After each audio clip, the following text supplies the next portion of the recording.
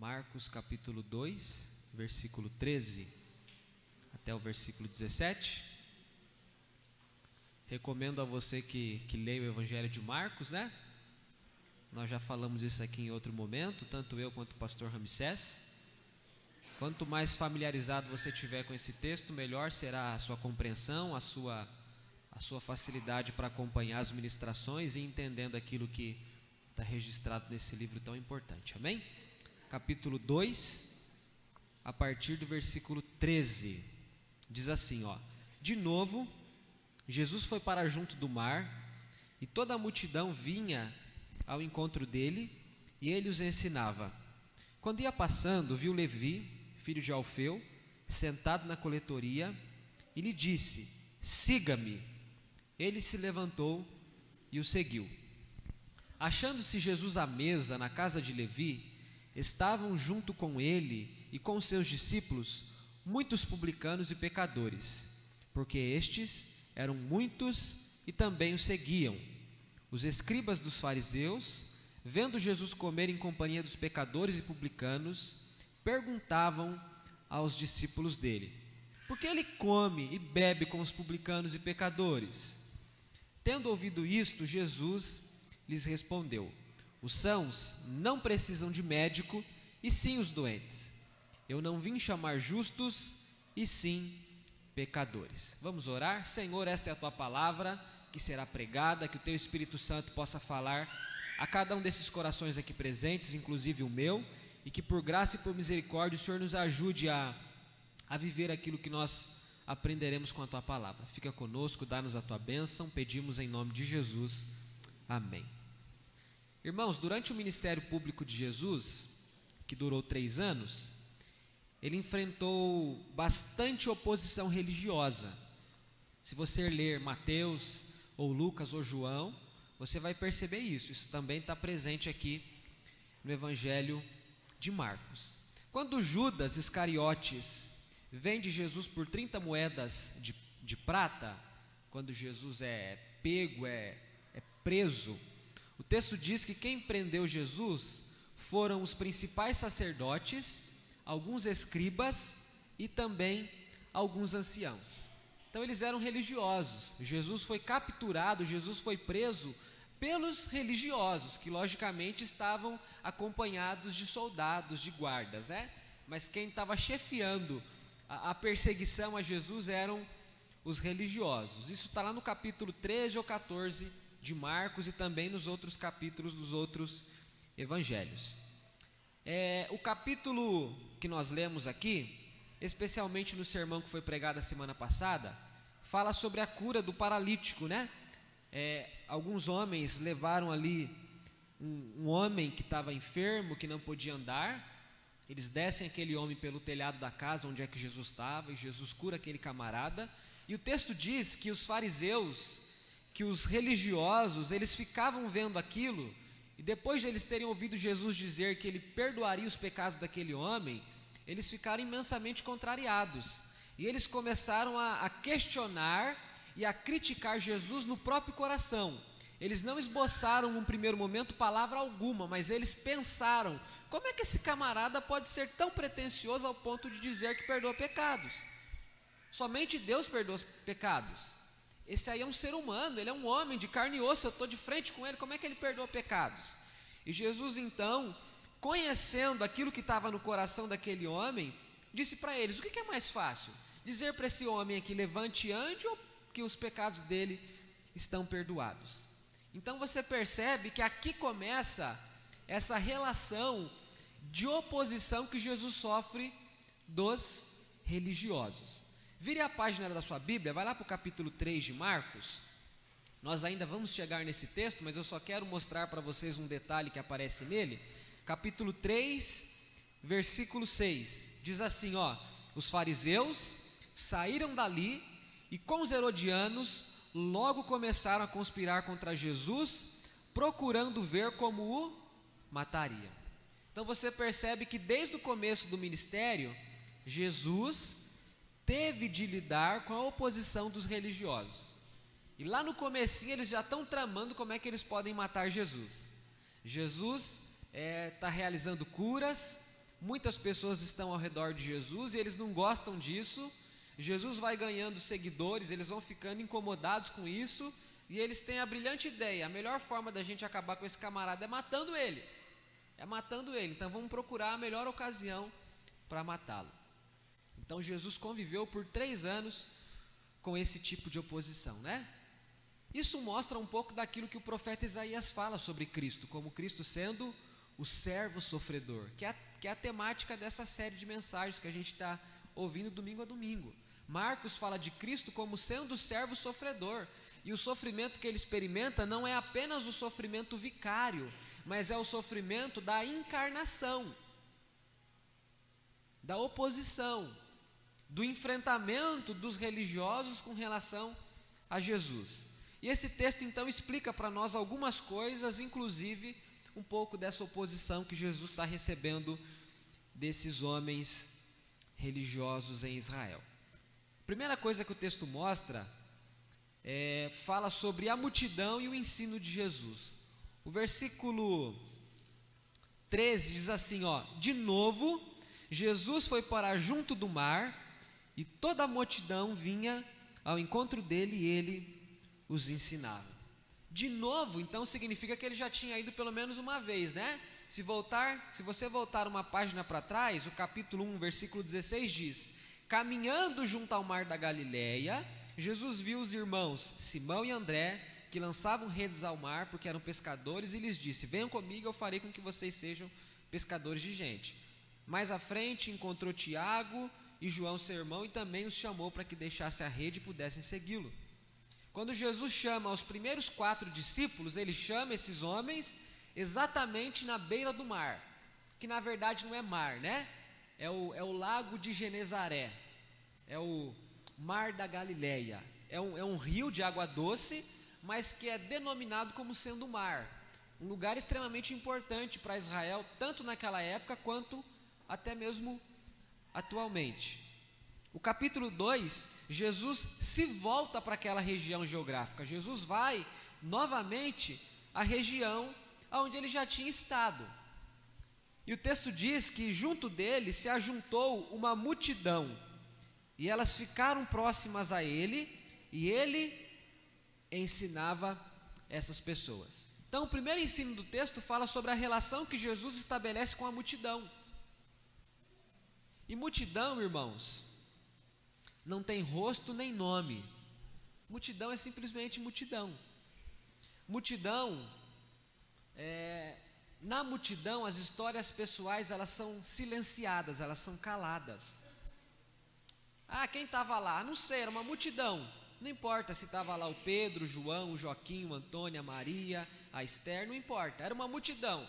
Não tem nome, não tem história. A multidão consegue ser maior do que as individualidades, do que as histórias pessoais. A multidão silencia cada uma das pessoas que fazem parte da multidão. É uma coisa um tanto estranha isso, né? E o texto diz que Jesus é seguido por uma multidão. A gente não sabe que tamanho tem essa multidão, a gente não sabe se tem mais homens ou mais mulheres, a gente não sabe se são homens de tal jeito ou de tal jeito, ou mulheres de tal jeito ou de outro jeito, a gente não sabe. A gente sabe que é uma multidão, ou seja, é um grupo grande de pessoas, tão grande que não pode ser contado à vista, não dá para você ter noção. Eu olho aqui para vocês, eu tenho noção, aqui deve ter 80 pessoas, 90 pessoas talvez, dá para ter uma noção superficial. Mas se fosse um grupo de 1.000, 2.000 pessoas, eu não teria essa noção, eu diria que é muita gente, mas eu não consigo mensurar, eu não consigo ter ideia de quantas pessoas estariam presentes. O texto fala que é uma multidão, e se a gente vai percorrendo os relatos de Marcos, nós conseguimos perceber quem são essas pessoas que estão fazendo parte dessa multidão. Capítulo 1, versículo 28, eu queria que você me acompanhasse, diz assim, Jesus cura um homem endemoniado, né? Na verdade ele liberta esse homem endemoniado, é a primeira cura relatada por Marcos, e o versículo 28 diz assim, Marcos 1, 28, e a fama de Jesus se espalhou depressa em todas as direções, por toda a região da Galileia.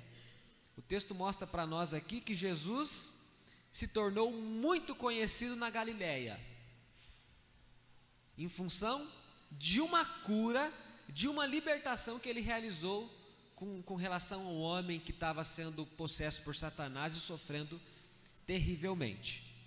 Depois do versículo 33,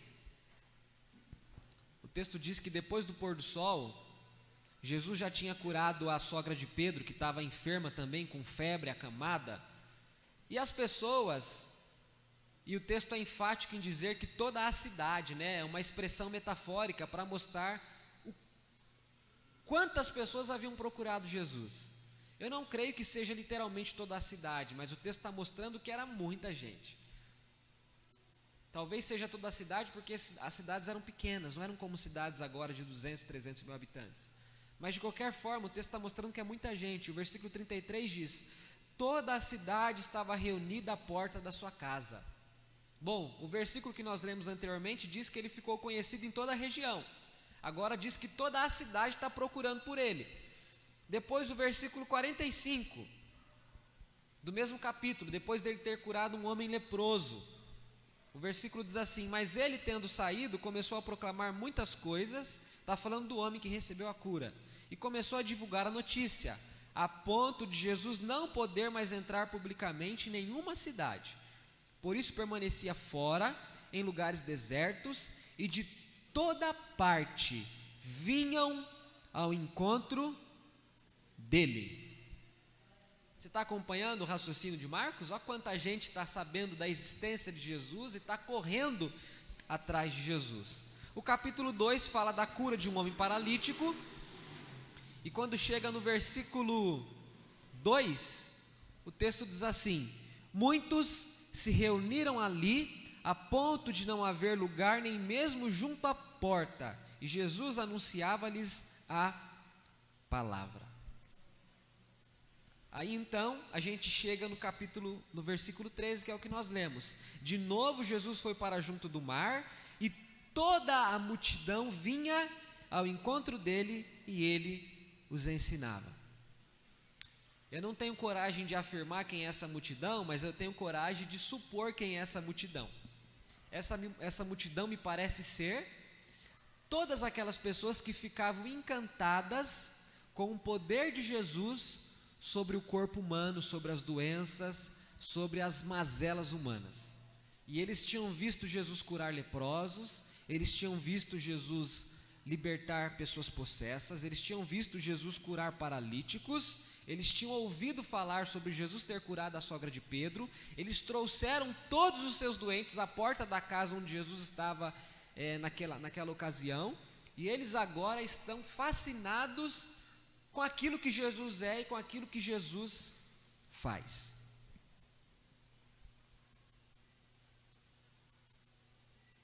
Então, em poucas palavras eu diria para vocês que essa multidão é aquela multidão que ficava fascinada com os milagres, que ficava fascinada com as curas, com o grande poder de Jesus sobre o reino das trevas e sobre as adversidades humanas.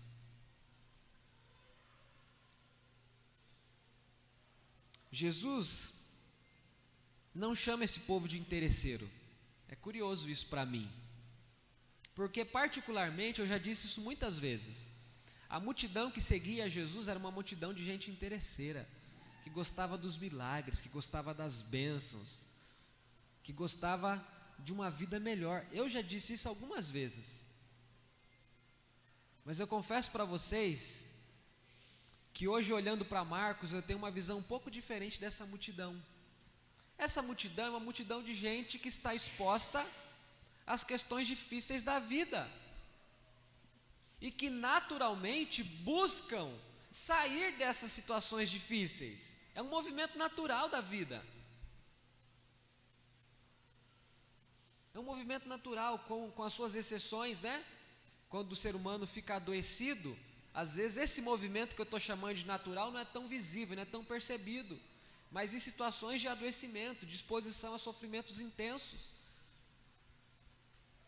mas talvez de forma um pouco mais genérica, um pouco mais ampla, eu diria que é quase que inerente a nós, é quase que natural para cada um de nós buscar ficar bem em qualquer situação da vida. A gente sente fome, a gente procura alguma coisa para comer para matar a fome. A gente sente sono, a gente procura dormir para o sono ir embora. A gente sente cansaço, a gente procura um chuveiro para tomar um banho quente, para descansar o corpo e depois deitar e descansar. A gente procura resolver os nossos dilemas, quase que naturalmente na vida. Então essa multidão está indo atrás de Jesus, porque eles estão de algum modo incomodados com a vida que eles estão vivendo, e eles estão encontrando em Jesus a oportunidade de ter uma vida diferente. E os outros evangelistas vão dizer que Jesus é um homem cheio de compaixão, ele é um pastor cheio de amor, cheio de cuidado pelas pessoas, e ele simplesmente recebe essas multidões, acolhe essas multidões, e antes de julgá-las, ele as ensina. De novo, Jesus foi para junto do mar, e toda a multidão vinha ao encontro dele, e ele os ensinava. A pergunta que fica no meu coração e que eu gostaria de fazer para você é a seguinte: o que você oferece a uma multidão que vive ao seu redor? O que você realiza para uma multidão que vive ao seu redor? Cada um de nós aqui, pelo menos, conhecemos aí facilmente de 300 a 400 pessoas. Se você tiver um papel, uma caneta e começar a numerar quem são as pessoas que você conhece, eu tenho certeza que em 20 minutos você enche um caderno com 300 nomes, dando risada. Porque quanta gente a gente conhece? Na igreja, no trabalho, na vizinhança. É muita gente. Você quer ver como o negócio é difícil? Vai fazer a festa de aniversário do seu filho. A hora que você vai pôr no papel quem você convida, você fala: meu Deus do céu, eu preciso fazer menos amigos. Você fala: é muita gente, o que eu faço? Não dá. Em tom de brincadeira eu estou dizendo isso, né? Mas quero mostrar para vocês o quanto a gente está cercado por tanta gente. De muitos credos, de muitas realidades, que viveram experiências completamente diferentes e outras similares, parecidas, cada um de um lugar do país ou até de outros lugares do mundo. É uma multidão que cerca a gente. O que a gente oferece para uma multidão que nos cerca, irmãos? Se nós somos cristãos, na concepção de que somos pequenos cristos, o que nós, pequenos cristos, o que você, pequeno Cristo, oferece para as pessoas que estão ao seu redor? Jesus, além de lidar com as necessidades das pessoas, com as necessidades da vida mesmo, a cura, isso, aquilo outro, ele também oferecia aquilo que era uma necessidade espiritual, que é denominado na Bíblia como ensino, como instrução, como orientação. Em outras partes aparece como pregação. Ou seja, Jesus se compromete tanto com aquilo que as pessoas buscam, mas também com aquilo que as pessoas precisam, mas não buscam. Ele não faz uma coisa só e não outra, ele faz as duas coisas. Cristo nos chamou para termos um coração sensível e para tratarmos as pessoas não com hostilidade, não com julgamento, não taxando-as disso ou daquilo, mas para enxergarmos em cada pessoa uma pessoa que pode, inclusive, estar sofrendo e procurando uma saída para a sua situação, talvez. Jesus é muito sábio e é muito cheio de amor, até mesmo para lidar com uma multidão que procura os seus milagres. Que você possa, à semelhança do seu Senhor, do seu Cristo, buscar no Espírito Santo esse coração cheio de graça e de misericórdia para lidar com esse mundaréu de gente que vive ao redor de você. Amém? Segunda coisa, o texto fala sobre Jesus e Levi. O versículo 14 diz assim, quando ia passando, viu Levi, filho de Alfeu, sentado na coletoria, e lhe disse: siga-me. Ele se levantou e o seguiu. Achava-se Jesus à mesa na casa de Levi. Agora o texto não fala mais da relação de Jesus com a multidão, mas fala de uma relação específica que acontece ali. É Jesus e um homem chamado Levi, que no Evangelho de Mateus é chamado de Mateus, que é um dos 12 apóstolos, e que inclusive é um dos 4 evangelistas que escreve o livro de Mateus. Esse camarada é um publicano, ou seja, ele é judeu, mas ele trabalha para o Império Romano. O Império Romano naquela época havia conquistado muitos países, muitas regiões, e como sempre, era um império, como todo império é, tirânico, né? Abusivo, autoritário. Ele, à base da força, conquistou Israel e tributou Israel, fez com que Israel pagasse para ele dinheiro. E o imperador, ou os imperadores, que era um grupo enorme de homens, normalmente muito perversos, no sentido de sem amor mesmo pelas pessoas, eles alistavam judeus para trabalharem para eles, o império. Os publicanos, eles não eram bem vistos pela sociedade onde eles estavam inseridos.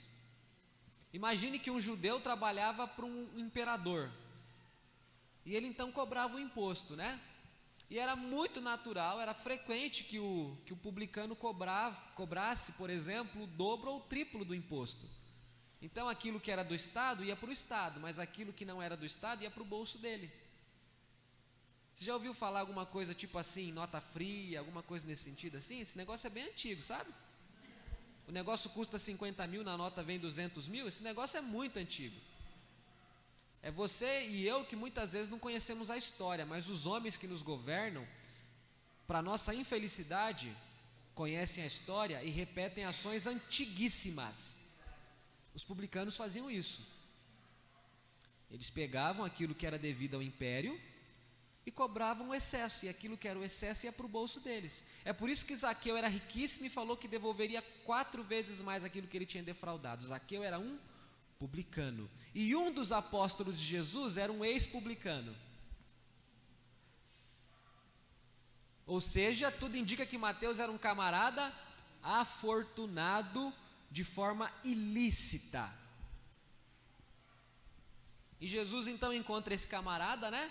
Lembrando que Jesus está revisitando aquela região, ele já havia estado ali, portanto, possivelmente, o pastor Augusto Nicodemos, falando sobre esse texto, diz que possivelmente Levi já havia visto Jesus e até se deparado com os milagres de Jesus, já que Jesus era muito conhecido até esse momento do texto, já que as pessoas vinham do mundo todo, né? Forma de falar, da região vizinha inteira para procurar Jesus e para conhecer Jesus. Jesus encontra esse camarada, Jesus sabe da vida desse homem, sabe o que ele faz, sabe como ele é percebido pelas pessoas que vivem ao redor dele, e Jesus simplesmente diz para ele assim: me siga, me siga. Mateus se levanta e segue Jesus, e Jesus vai até a casa de Mateus, até a casa de Levi. Ele está dando ali uma janta, um almoço, né? Possivelmente é uma forma dele honrar Jesus e dele se despedir daquela vida que ele estava deixando, né? Ele tem ali muitos amigos de profissão, muitos publicanos estão na casa dele. Sabe aquele churrasco que você faz quando aposenta, né? Quando recebe a promoção? É mais ou menos isso que Zaqueu está fazendo. Deu um churrascão em casa e convidou meio mundo, e Jesus foi convidado para participar daquela refeição. Ele vai à casa de Levi partilhar daquele momento.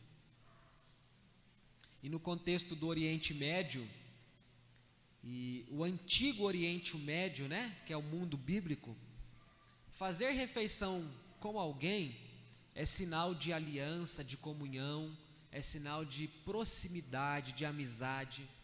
Sempre que você lê na Bíblia que as pessoas estão fazendo refeições na mesma mesa, é o modo da Bíblia dizer que aquelas pessoas são próximas. são próximas. É um jeito diplomático, às vezes, dos reis, dos governantes estabelecerem contato e relação com as pessoas, mas é também um jeito comum das pessoas simples viverem próximas de quem elas prezam. Tem muito texto na Bíblia que fala das pessoas sentadas à mesa participando das refeições. Se você buscar na sua memória, você vai lembrar de muitos, de diversos. Era inclusive um sinal de hospitalidade. O texto está mostrando aqui o quanto Jesus está tornando público o fato de que ele não tem problema em andar com um publicano. Ele não tem problema de ir na casa de um publicano. Ele não tem barreiras em sentar à mesa com Levi e participar da refeição com Levi na mesma mesa em que Levi está sentado. O texto parece que é sequencial. Jesus acolhe a multidão, agora Jesus acolhe Levi. É curioso isso aqui, irmãos. Como é que você trata, ou como é que você se porta? Não estou dando lição de moral em ninguém, nem ensinando normas de boas condutas. Pregação do Evangelho não tem a ver com essas coisas. Mas pregação do Evangelho transforma o coração e de algum modo muda quem a gente é para as relações que a gente experimenta na vida. Então, por isso que eu pergunto para você, como é que você trata ou lida com as pessoas que são muito mal vistas por um grupo X de outras pessoas? Jesus está diante de um publicano que não era aceito, que não era bem visto, que não era bem quisto. E simplesmente Jesus sabe o que é que ele tem que fazer com a vida dele. Ele não reproduz aquela perspectiva. E se você analisar da perspectiva das pessoas, é até compreensível o que elas faziam com relação aos publicanos. Elas eram lesadas, então elas não gostavam deles. É natural essa reação. Se você entender essa lógica, você entende por que elas sentem o que elas sentem. Acontece que no Evangelho, qualquer lógica, qualquer perspectiva humana, ela precisa sempre se submeter à perspectiva do Evangelho. Jesus sempre dizia: vocês ouviram o que foi dito, mas eu digo para vocês o seguinte. Vocês ouviram o que foi dito, mas eu digo para vocês o seguinte. Vocês ouviram o que foi dito, mas eu digo para vocês o seguinte. Jesus até entende as razões, ele até entende a lógica do nosso pensamento, mas ele diz: é assim que você pensa? Mas é assim que você deve pensar. Ele até entende, porque ele é muito compreensivo, ele perscruta a mente e o coração. Só que ele sempre diz para a gente assim: quem que é o Senhor aqui da história? É você ou sou eu? Nessa relação aqui, quem que é o patrão? É você ou eu? Nessa relação aqui, quem é o Criador? É você ou eu? Jesus nos ensina muito. Inclusive, ele está simplesmente escolhendo os apóstolos que ele queria ter como sucessor, né? Coisa boa, né? Sabe o menino quando é criança? Geralmente o menino gosta muito de futebol, né? Se é bom ou ruim é outra história, mas gostar geralmente gosta. Aqui na igreja tem uns homens bons de bola que vocês não têm noção. Tem uns, eu não vou falar porque eu não sou fofoqueiro, mas vai assistir o jogo que você vai ver. Tem uns ali, meu Deus do céu, inclusive eu. Muito bom de bola. O moleque, quando é ruim de bola e que ele é o dono da bola, que ele não é escolhido, ele põe a bola debaixo do braço e vai para casa, né? Fala o quê? Vão ficar jogando com a minha bola? É ruim, hein? Né? E o moleque que é esperto, que não é bobo nada, que menino é muito esperto, ele escolhe os melhores que ele encontra, né? Eu já fiquei de fora de muito time já. Né? Aí quando você está em terra de cego, se você tem um olho só, você é rei, como diz o ditado, né? Aí dependendo do lugar, você é escolhido logo, mas você fala: esse povo não sabe nada, né? Irmãos, Jesus está escolhendo os seus discípulos. E eu mesmo já ouvi pregações dessa tonalidade, faz sentido. Ele escolheu Levi, ele escolheu Mateus. Talvez você não escolheria, talvez eu não escolheria. Não, esse camarada aí não. Olha o jeito dele, olha as coisas que ele já fez. Olha o currículo dele, olha a capivara dele. Não.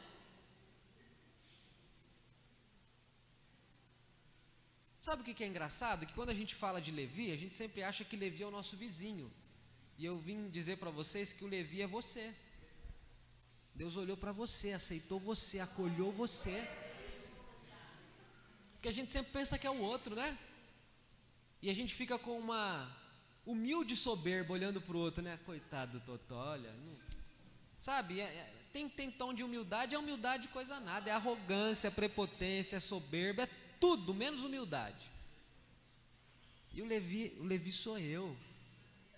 A gente olha para os personagens bíblicos e a gente quer ser os heróis das histórias. A gente quer ser o Davi que derruba o Golias. A gente não quer ser o Davi que matou Urias. A gente não quer ser o Davi que está com o dedão de Natã no nariz dele. A gente se identifica com o Davi que derruba gigantes, que faz isso, que faz aquilo, que compõe salmos.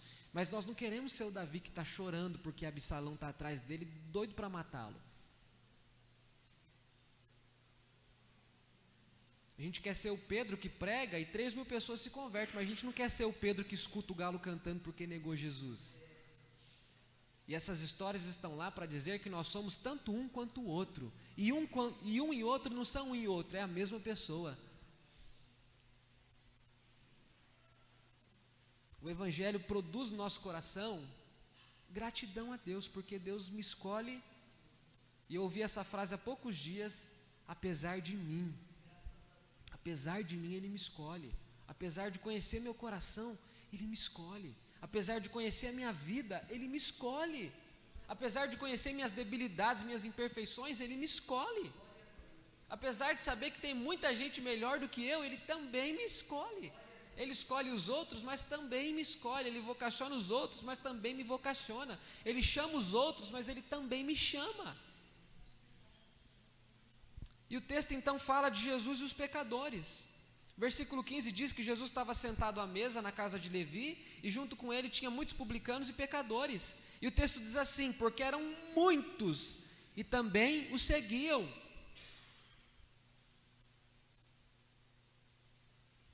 Os fariseus, que são esse grupo de pessoas religiosas que estão perseguindo Jesus, eles criaram leis, inúmeras leis, muitas leis, para que as pessoas ficassem oprimidas, para que elas pudessem ficar sem esperança, sem expectativa.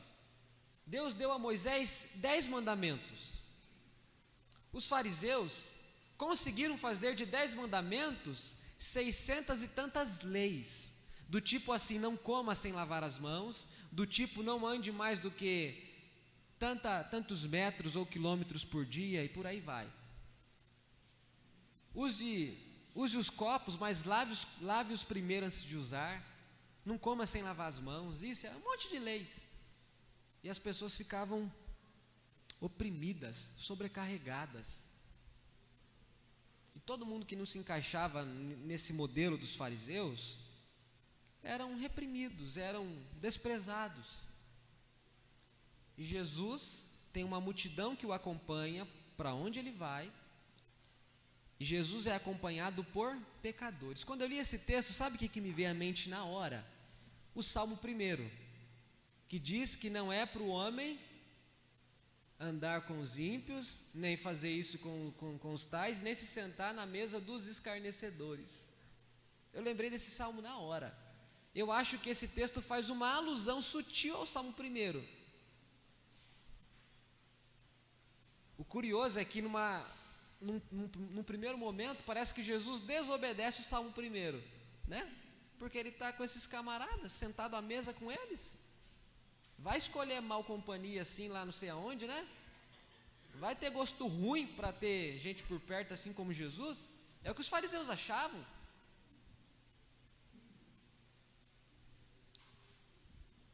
Ele está à mesa com esses homens, talvez mulheres, o texto não explica, né? Só fala de pessoas, essa é a expressão. Na verdade fala no feminino, né? No masculino, perdão.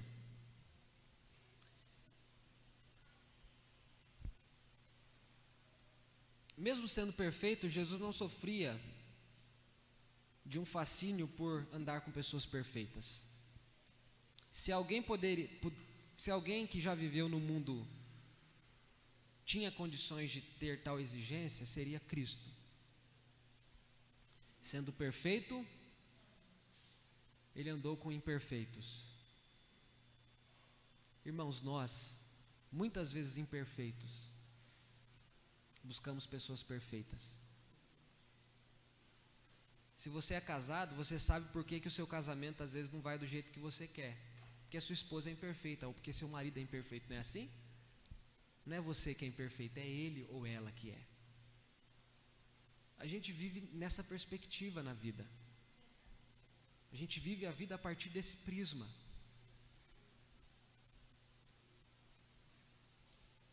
O texto está mostrando para nós o quanto Jesus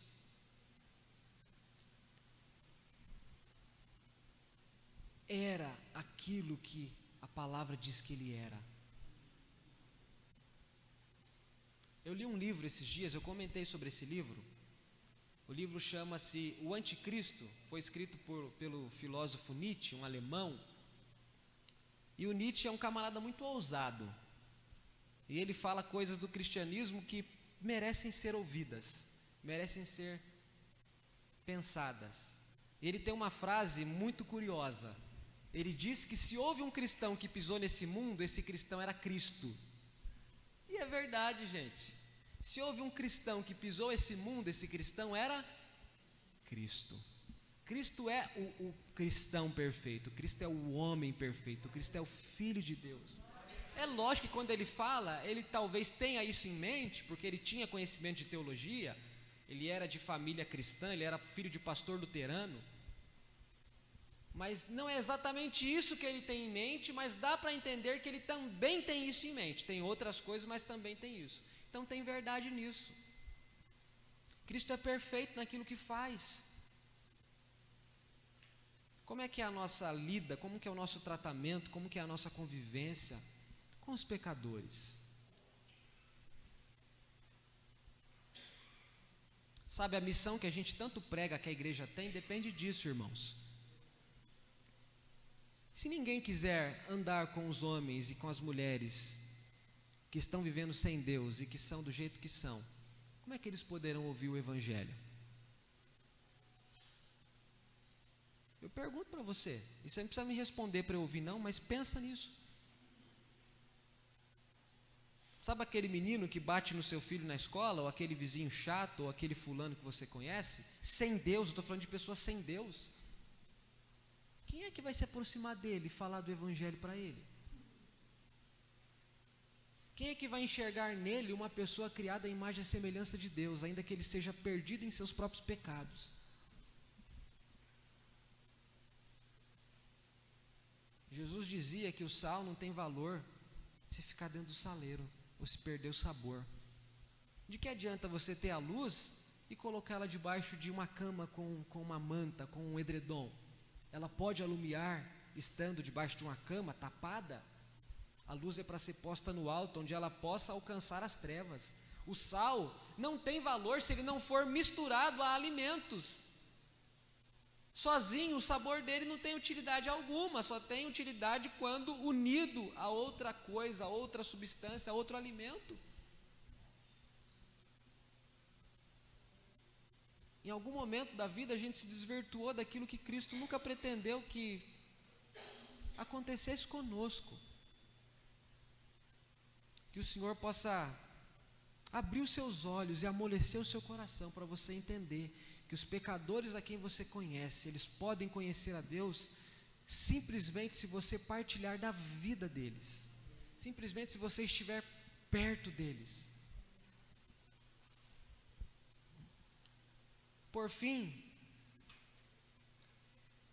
por fim não, ficou longo aqui as estruturas que eu separei. O texto fala de Jesus e dos discípulos. Os discípulos estão junto com Jesus vivendo tudo isso. Jesus está junto com Levi, e já tem 4 discípulos vocacionados antes de Levi. E eles estão ali com Jesus na casa de Levi, sentado à mesa, junto com publicanos, junto com pecadores. Os discípulos estão participando, não apenas da pregação de Jesus, mas da vida de Jesus, das ações de Jesus. Eles estão ali vivendo aquilo que Jesus está vivendo. Eles não tinham um mestre que ficava dizendo o que é que devia ser feito. Eles tinham um mestre que fazia aquilo que o mestre mesmo dizia que devia ser feito. Pensando na linguagem de Salomão, quando ele escreve em Provérbios, ensina a criança no caminho que deve andar. É isso que Jesus faz. Jesus ensina aos discípulos no caminho em que eles devem andar, e não o caminho, não é apontando, ó, é lá, mas é aqui, ó, vem cá do meu lado e onde eu for você vai comigo. É isso que ele fazia. E os discípulos são interpelados pelos fariseus, né? Os escribas dos fariseus. O escriba era o copista da lei, aquele que fazia cópias do texto sagrado. Eles vendo Jesus ali acompanhado de pecadores e publicanos, disseram, versículo 16, eles perguntam para os discípulos, por que ele come e bebe com publicanos e pecadores? Eram judeus, eram estudiosos da lei de Moisés, e logicamente eles percebiam que Jesus estava se associando com pessoas que não deveriam estar perto dele. A lógica do fariseu é essa. Por que você está com essa gente? Por que você está acompanhando desse povo? Por que o mestre de vocês, por que o Senhor de vocês está assim? Jesus ouve essa interpelação, Jesus ouve esse questionamento. Então tem o último ponto, Jesus e os escribas dos fariseus. Os escribas questionam as ações de Jesus, eles não compreendem o porquê que Jesus age do jeito que age. E Jesus diz simplesmente para eles essas palavras tão conhecidas: os sãos não precisam de médico, e sim os doentes. Eu não vim chamar justos, e sim pecadores. Jesus simplesmente diz para os fariseus: vocês não entenderam a minha missão, vocês não entenderam por que eu vim, para que eu vim. Eu vim para chamar homens como Levi. Eu vim para chamar homens como esses homens que vocês estão vendo. Porque quem está são não procura o médico. Procura o médico quem está doente. Essa é a realidade, né? Essa é a realidade. As pessoas não fazem prevenção, elas fazem remediação. A vaca já foi para o brejo, ela vai para o médico. É assim que funciona de forma geral. E Jesus está falando disso, os sãos não precisam de médico. O médico tem o seu conhecimento para aplicar sobre aquele que está doente. Aí ele diz: eu não vim chamar justos, mas pecadores. E aqui ele não diz, mas o restante da escritura diz, que olhando dos céus para a terra, Deus não viu um justo sequer. Os fariseus se achavam justos ao ponto de dizer para Jesus que Jesus estava fazendo errado. E Jesus disse para eles: eu não vim chamar justos, mas pecadores. Feche seus olhos, curva a sua cabeça, vamos orar.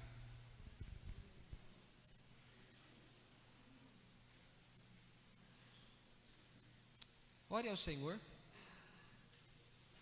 Se você se sente um pecador perdido, talvez, sem esperança, é só uma percepção sua, mas há esperança para você, porque Jesus veio para pecadores mesmo. Se você está com um coração exaltado, como os fariseus tinham um coração exaltado, se humilhe diante de Deus, peça a Deus perdão.